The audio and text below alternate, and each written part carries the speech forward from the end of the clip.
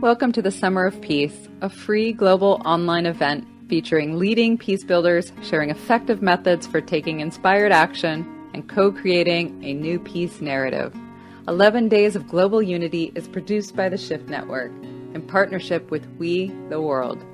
This event brings together brilliant changemakers making meaningful progress on critical issues, including interdependence, economic justice, human rights, and peace. We're grateful you're here. Please share this event with your friends and family. Plus join us on Facebook at the Shift Network. And now your host, Rick Olphick, founder of We the World and the We Campaign. Welcome, everyone. We're so glad that you are joining the 11 Days of Global Unity Telesummit. To reach me, Rick Olphick, and find out more about 11 Days of Global Unity, We the World, and the We Campaign, you can go to we.net. Today, we're so excited to discuss the 11 Days of Global Unity theme, Freedom, with Ralph Nader.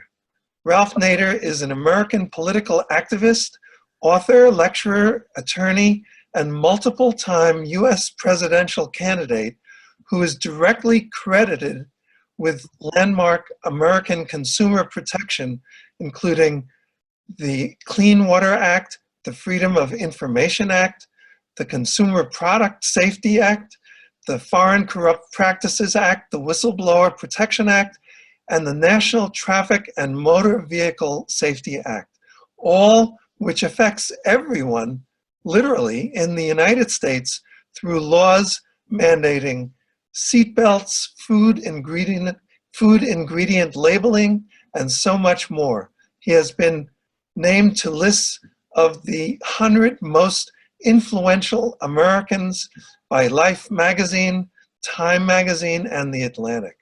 Wow, what an extraordinary list of accomplishments. Thank you for your public service and welcome to the 11 Days of Global Unity Telesummit, Ralph Nader. Thank you very much, Rick. This is a very important effort globally that you're undertaking because it emphasizes the many positive achievements of people everywhere in the world, right down to the village level.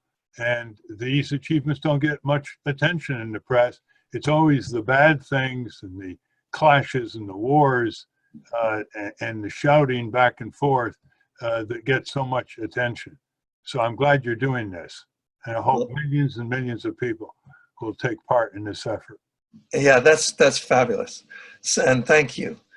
So Ralph, before we start, I want to express my appreciation for you promoting the idea of public interest as an important cultural frame for issues that affect all of society.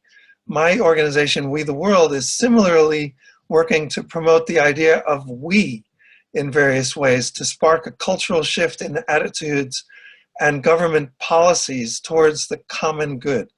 We'll get into this later with some interesting ideas and strategies like the We Party and the We Campaign to build public support and political will for sustainable solutions. But first, let's talk about threats to American freedom and democracy, and not just in America, even Europe and other allied countries. I see lots of threats.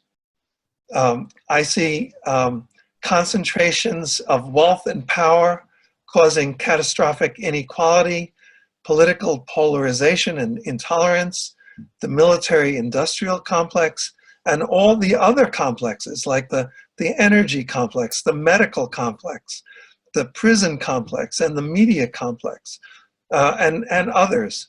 And yet I also hear commentary that the United States has enough checks and balances to withstand these concentrations of power, as well as any authoritarian tendencies of the current administration. So Ralph, do you think we are in danger of losing what freedom and democracy we now have?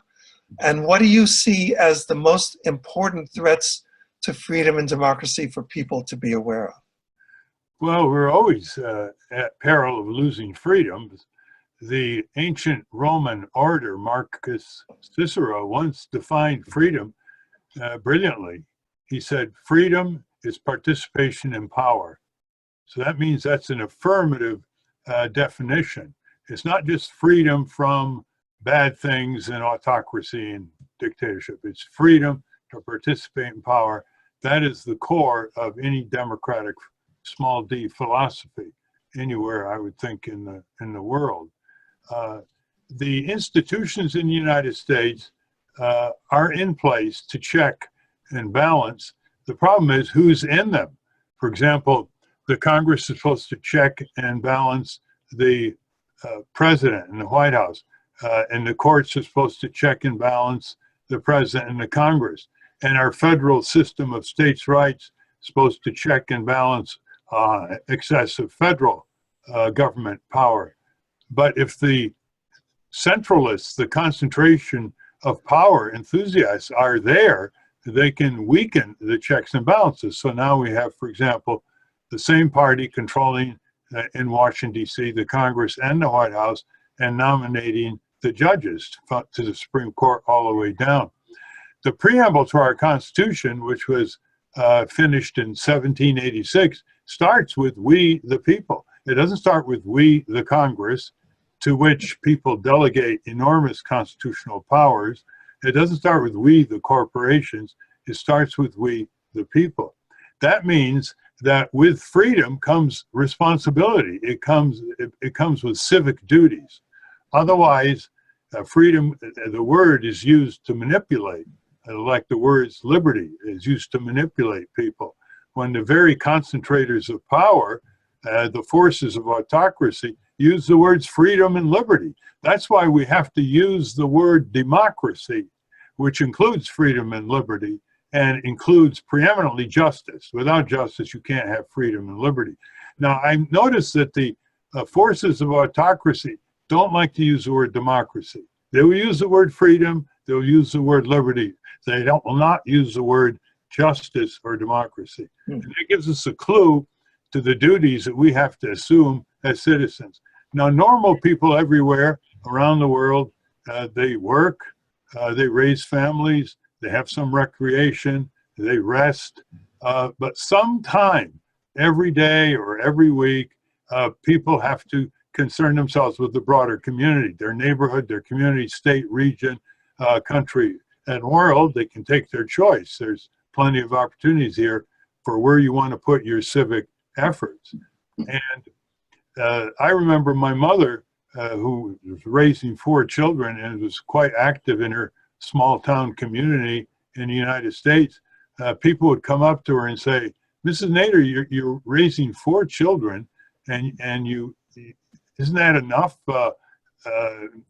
Why are you spending time on community issues?" And she said, "Well, without a good community, how good are the families going to be? And without good families, how good are communities going to be?" So they're pretty interrelated, she said with a nice smile.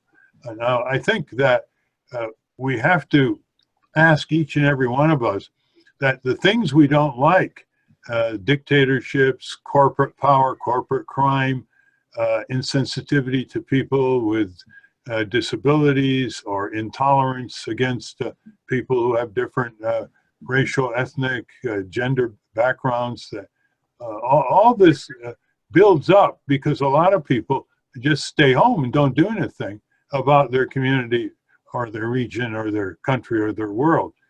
It's a day-by-day accumulation of passivity and withdrawal and resignation that the concentrators of power take note of, and they keep pushing more concentration of power in few hands, where the few decide for the many, and they always do that on their behalf, of course. And it gets worse and worse, and it gets harder and harder for citizens to arouse themselves and take back their country or their government, or make forces of power accountable to them. So it all comes back to asking yourself, how much time do I spend on my civic engagement and civic duties to head off things that could be very unpleasant for our children and our grandchildren and our planet. Right.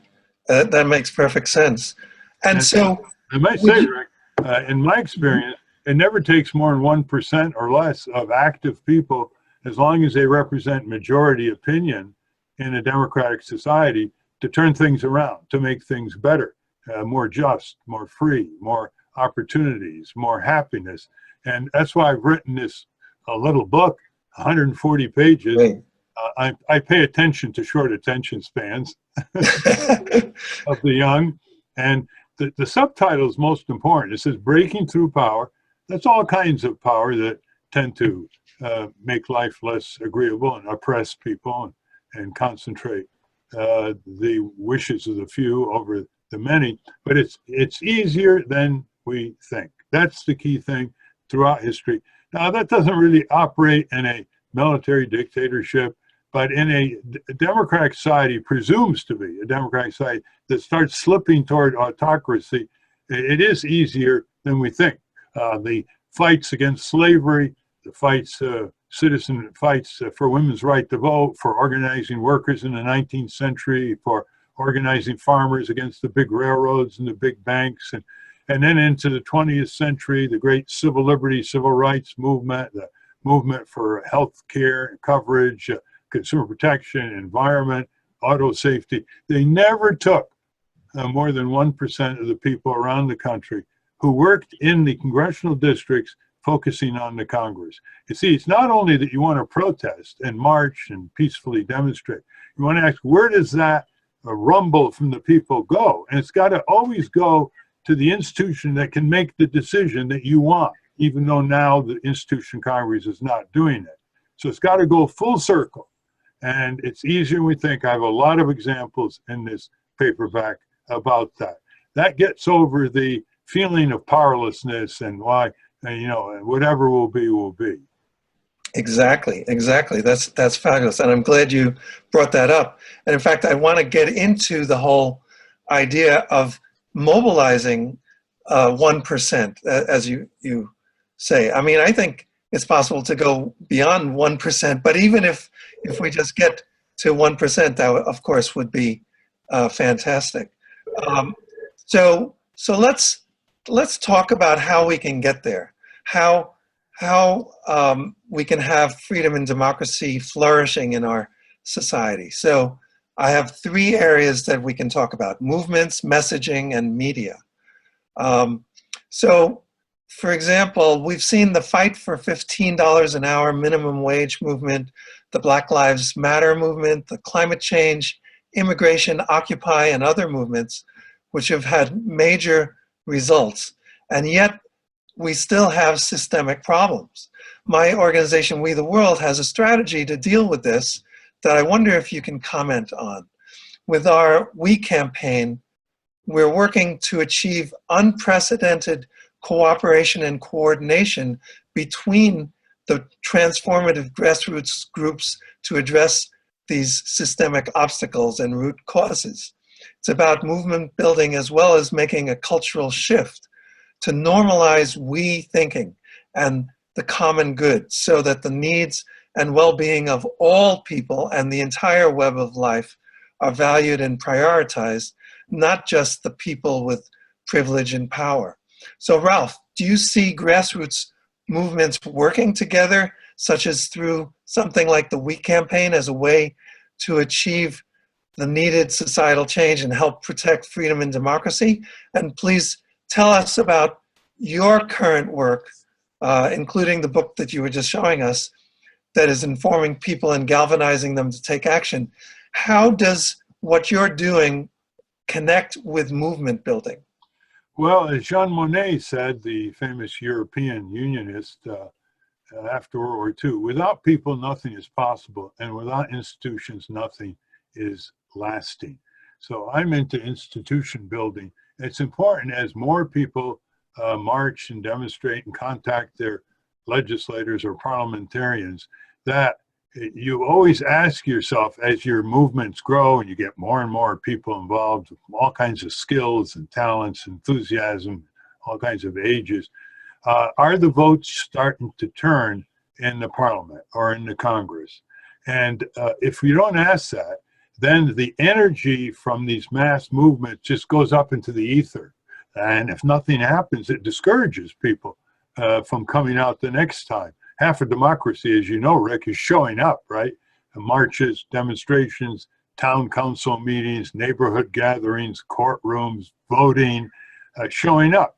So the important thing is, all right, you have the global climate change movement, but the real thing that's changing it is a combination of the knowledge of millions of people that solar energy is now very competitive and can outcompete fossil fuels and nuclear power all over the world. Solar energy meaning wind power, photovoltaics, passive solar architecture, thermal solar, in good situations, biomass, not all biomass, some biomass, and that's what's really displacing on the ground, on the rooftops, the fossil fuels burning and nuclear power.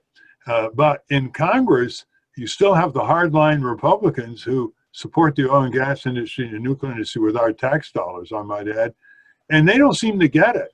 The Democrats seem to get it on this score, but the pressure from the bottom is not saying, oh, well, you know, in the last 6 months, we've changed 20 Republican votes in the House behind sustainability. We've changed 8 senators. That's got to be the measure, because although we can put our solar panels on our homes and we can lower the thermostat and save fuel at times, if we're going to make a systemic transfer of policy from fossils and nuclear into sustainability and key energy efficiency, energy conservation, we have to have the Congress. The Congress is the smallest branch of government, but it's the most powerful under the Constitution. It's the one that taxes, appropriates money, can declare war, can oppose war, can investigate, can strengthen the forces of labor, can give citizens more organizing rights and access to justice. And it's only 535 people, and we know their names, and they have to get our votes. But if we don't make our votes attached to a message, to a change, to a vision, to a policy, to an agenda, they can sell their votes to Wall Street and other corporate contributors and turn the government against the very people in whom the people invested their constitutional power. So people have to basically develop fire in their belly, but knowledge in their head. So the fire in their belly is the motivator, but it doesn't go out of control and lash all over the place. And the brain, the knowledge, focuses it step by step from the neighborhoods all to the courts or to the governor of the state or to the parliament, wherever the decision has to be made that fulfills the wishes of the people. Exactly, exactly. So I'm curious, what do you think about this idea? I mentioned it earlier, and it's in line with having this influence on political will. As part of the We campaign, We the World is developing an idea that we think could transform the political landscape. It's called the We Party. The We Party would be a caucus, not an actual party, and it would influence politicians and society kind of like the Tea Party did, but from a different perspective that frames each issue in the headlines today in terms of we and the common good, so we can have a government that protects the well-being of all and no one is expendable or left behind. So do you see what I'm getting at? Like this, we've heard a lot of people say we need something that has this influence on politicians in the same way that the Tea Party has had influence on politicians and the media and everything, but something that considers the common good and all that. What do you think about this idea? Well, one approach, because it's often hard to start in the United States, at least, third parties. Yes. Now, this would not be a real party. It would be more like the Tea Party, just like a concept. Yes, that's exactly the point I was going to make. Yes, good. You have a we party that doesn't have candidates, Right. that reflects all the convergence that never gets publicized between conservatives and liberals. Listen, ideological battles and divide and rule strategies have been the tactics of the ruling powers for 2,000 years.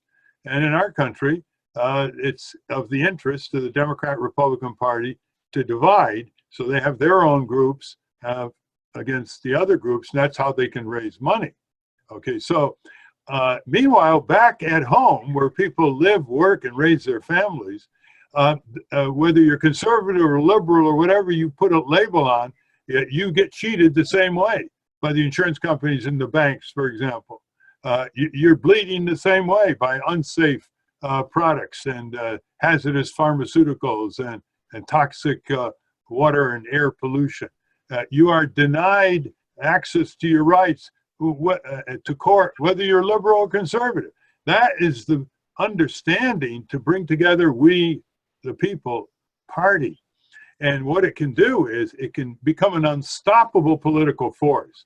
I wrote a book recently called Unstoppable, the Emerging Left-Right Alliance to Dismantle the Corporate State, which is the merger of big business and big government against the people.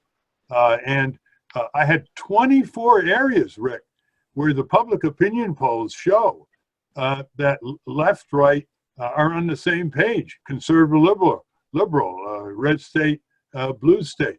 Not all of them, but when you get to 70, 75, 80% behind a much higher minimum wage, which has been gutted by inflation, that includes a lot of conservative workers in Walmart and elsewhere who want to put bread on the table for their families. So once you get down to where people live, work, and raise their families, the ideologies tend to disappear because the common interest in humanity, the common interest in the feeling to the powers that be, let the people live, becomes a unity factor. And that can condition the entire climate of electoral politics and change the existing electoral parties in ways they would never dream of being changed now. In the 1960s, we changed right-wing members of Congress who never would vote against the auto industry. And the fundamental federal regulation of the auto industry for the first time in American history, safety, fuel efficiency, pollution control, et cetera, passed almost unanimously in the Congress.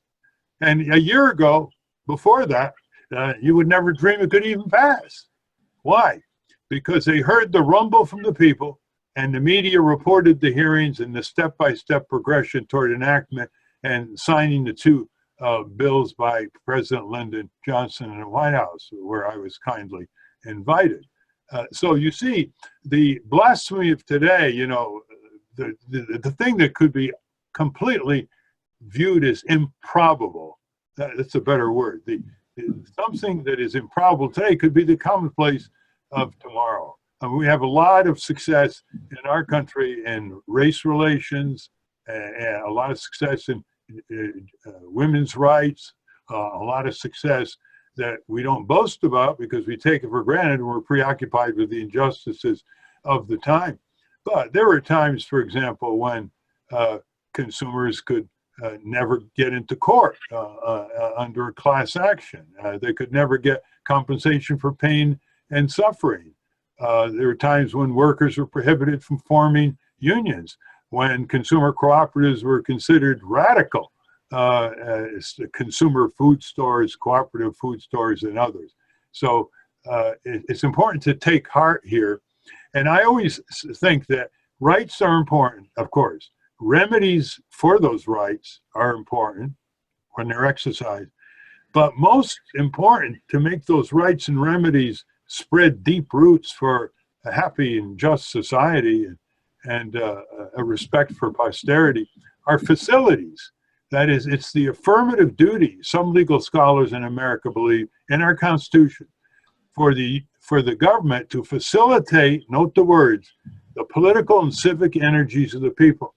Not in a partisan way, but by opening doors and providing tools where they can band together. So, for example, in some states like Illinois and Wisconsin and city of San Diego, we got laws through that require the electric, telephone, gas companies to put an insert in their billing envelope, inviting people to join their own nonprofit consumer champion group. They have their own lawyers, their own economists, etc. While the Supreme Court didn't like the way it was done, there are other ways to put inserts, either electronically by companies that are under regulation, saying, look, the regulators want to hear organized responses and testimony by consumers. So you have to go to your consumers and just give them an opportunity to create their own groups and fund their own groups so they can have a seat at the table. The same is with the commons. This is very important for we, the people. Most people are staggered by this, Rick. The greatest wealth in the United States is not owned by Wall Street. It's not owned by the super rich, although they have huge amount of wealth and income compared to the rest of the people. But the greatest wealth, 1/3 of America, are public lands. They're owned by the people. 1/3. The public airways that the radio and TV stations brought, they're owned by the people. The trillions of tax dollars that were sent from Washington, D.C.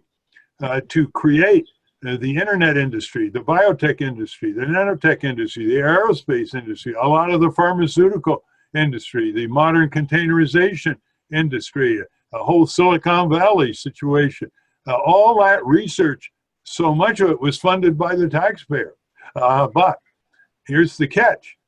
What we own, we don't control.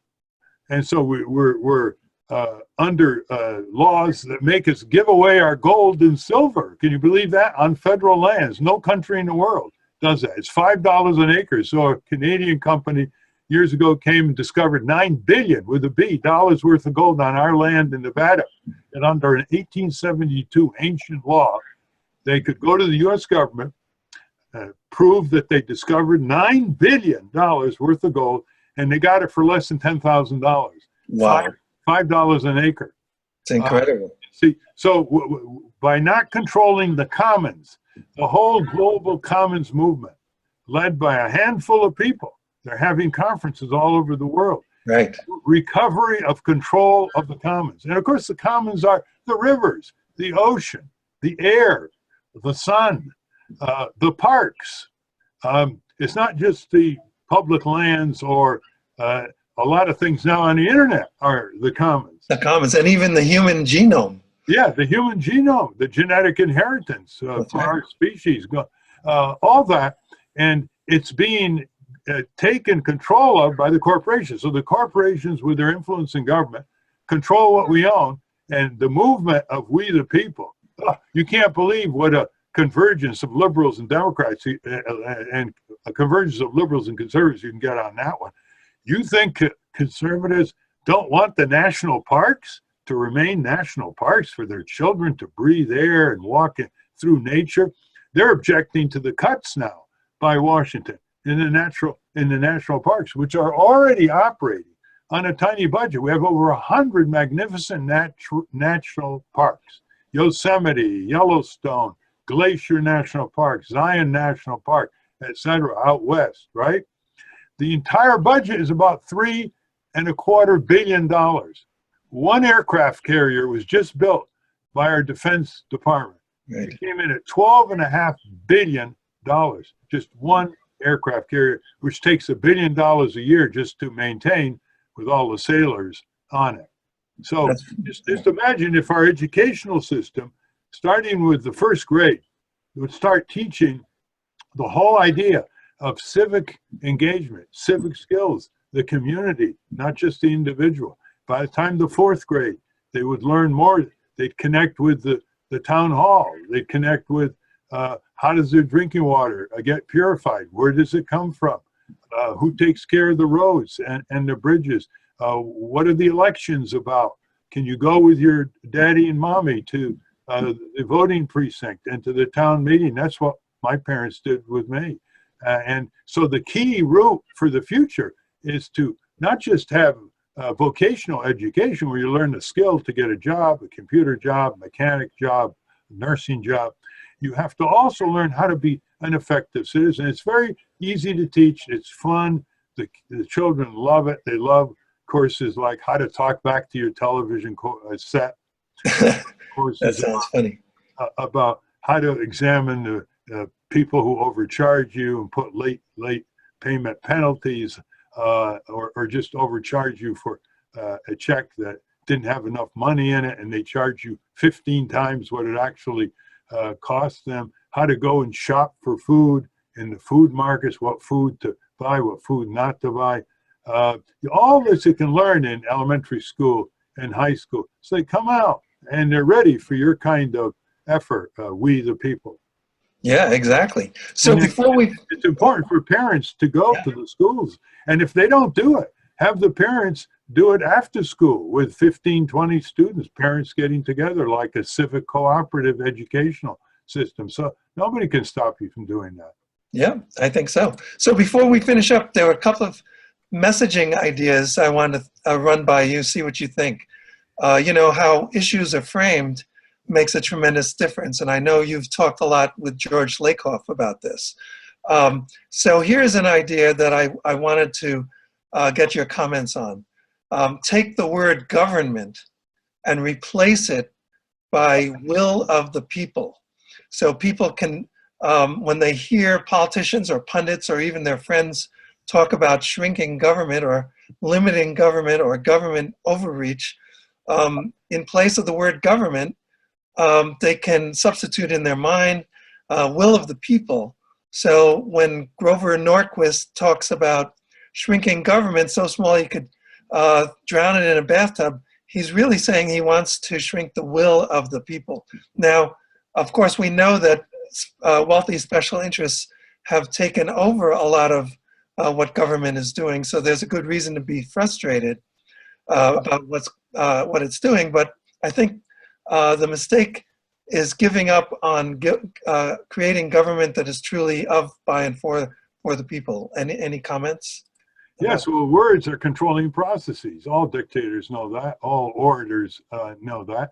And if they can control the words you use instead of the words you should use, they can convey their power over you so that you basically absorb their dictates.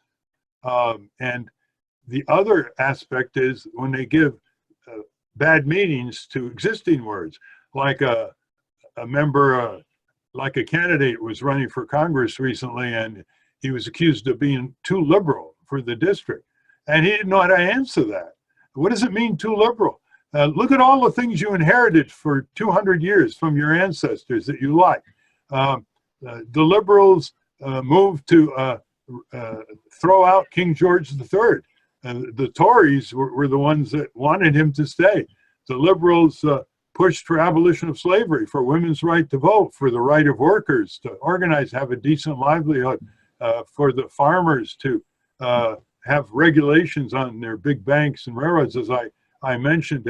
In more recent times, the liberals are pushing consumer protection. Liberals are pushing environment. Liberals pushing civil liberties and civil rights. And the conservatives took a long time to start saying, yeah, I guess that's okay. I guess I like my car to be safe for my kids. I like my medicines to be tested before they're sold. So he didn't know how to define the word liberal. It was defined by the corporatists. It was defined by the corporate supremacists. And they turned it into a dirty word. And so all over the country, the liberal candidates are fighting against a definition that they don't know how to recover in terms of the history of our country. And it's everywhere. It's extremely important to have our own language. For example, in the healthcare industry in this country, the health insurance companies and the hospital chains, they like the word provider. Well, provider is a nice word, like it's charity. No, they're sellers. They sell at high drug prices and others. Right. They should be called sellers, not providers, you see?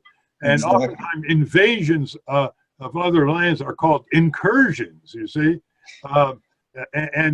It's very important to have the dictionary of democracy laid out for people. Good idea. What they actually want these words to mean and what they've meant before they were distorted by propagandists. the propagandists first go after the language. They first Exactly. your language, your words. They use the words to inflame people, to turn people against each other, and eventually to turn people against themselves. That's the ultimate goal of dictatorial forces.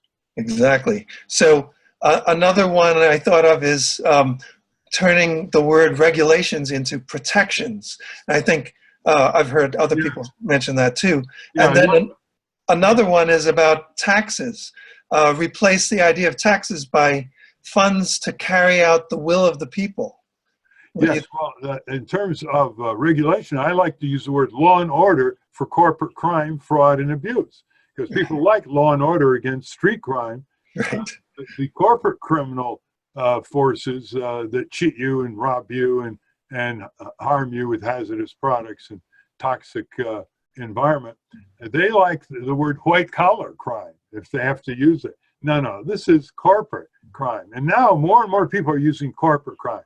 The same is true with taxes. I like to say it's your money that should be used to improve your community. So you send the money out and you want to make sure by being a demanding taxpayer that it comes back to you and your community efficiently and justly to do what you can't do individually. Like you're not going to build an irrigation system by yourself. You're not going to reclaim land erosion by yourself. You're not going to build bridges and public transit and highways by yourself, or public security by yourself. So your revenues that you send to your government come back to you to make your community do what you can't do individually.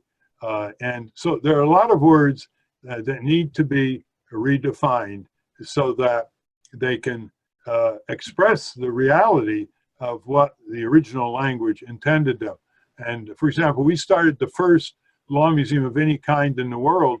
It's the American Museum of Tort Law. You can go to tortmuseum.org, because the insurance companies who don't like to pay out when people are wrongfully injured by their clients, by the insurance company clients, they don't like to pay out money. So they have turned tort lawyer as if it's a bad thing, when tort is a French word adopted by medieval England to provide peaceful settlement of compensation for wrongful injury, which of course deters other wrongful perpetrators who know they're going to have to pay. So again, it's exceptionally important what you're doing, but I just want to advise you to, as people get more aware, more organized, they go full circle until the change has occurred, which means they've got to go through institutions that they may not like, political institutions, but they're the ones who are the gatekeepers. And in our country, it's the courts, the legislatures, and the executive branch agencies. Exactly. And of course, the media is also crucial. I also want to mention very quickly that we're developing this idea of a renewable energy media campaign that would actually educate and mobilize millions of people in a movement to make the transition to renewable, non-polluting energy system, and get that in the media airwaves, because right now, of course, we see car commercials and we see gas companies, but we need to accelerate this transition, right? Accelerating it, Rick, means recovering some of the time on our public airways and our cable stations, because we've given it all away free to the radio and TV stations and the cable stations, except minus and the cable a little bit more, they get charged. But why don't we have our own audience network? Why do we give them 24 hours a day control of our property? Why don't we have 3 hours a day with our audience network funded by the people with contributions, but the facilities are funded by charging the radio and TV stations rent for using our property. We're the landlords, they're the tenant, and the forces that be in Washington reacting to the broadcast lobby make sure that they get it free as tenants. Wonderful tenants, huh? So we want to charge them for using our property, use the money to build studios all over the country, local, state, national, with reporters and producers, so we have a sane, rational democratically run media, and not this wild, crazed media we see now, which is, by the way, about 90% of radio and TV in the US is advertisements, music, and entertainment. And the rest, is often staccato-like bits of news, weather, sports, whatever. And that's not enough. We have to recover our public media on the public areas that we already own. And we have proposed legislation to do that. It's called the Audience Network legislation. Oh, good. I think that's great. I think what you're proposing is a public option for the media, correct? More than a public option, it's recovering our public property. Or right, exactly. And then we give them the option to behave better and to, on their remaining time, to give people more the right to know. Yeah, that's fabulous. And since we're on the media, do you want to tell people quick about the Ralph Nader radio hour? Because I find it to be very, very informative. We have a weekly Ralph Nader radio hour.com. It's a way you can podcast it if it isn't on a radio station. The important aspect of this is I put people on who have done things important, who have accomplished things, who know what they're talking about, but they're never in the news. And a lot of independent media only put people on subjects that are already in the news, but they provide a progressive vantage point, which is important, like Democracy Now! But I think it's important to put together, as we did for the breakingthroughpower.org conferences last year, 8 days in Constitutional Hall, Washington, D.C. It's all on video, 64 hours, the greatest gathering of more civic leaders and doers on more issues, redirections, and reforms ever brought together in American history. Breakingthroughpower.org, you can look at any of the 64 hours and see what building democracy is really all about. The only place where democracy comes before work, Rick, is in the dictionary. Very nice. Very nice. Well, on that note, this has been such a deeply inspiring and informative conversation. So thank you so much, Ralph Nader. Thank you, Rick, and thank your wonderful endeavor. May it span the globe and be true to its mission forever. Thank you. And I want to thank the Shift Network team, and especially thank you all for listening and watching this. I hope you will join us for all the sessions of the 11 Days of Global Unity Telesummit. You can reach me, Rick Ulfik, and We the World by going to we.net. Let's expand we so much that there is no longer any them. Bye-bye. Bye-bye. Thank you, Rick. Thank you. Thank you for joining us for the Summer of Peace, brought to you by the Shift Network. To learn more about our global community of people awakening to their divine humanity and taking inspired action, visit theshiftnetwork.com. To learn more about Summer of Peace, visit summerofpeace.net. You can also listen to past Summer of Peace recordings through the World Peace Library at worldpeacelibrary.com. Thank you again for joining us and for sharing this transformational peace-building wisdom with your friends and family.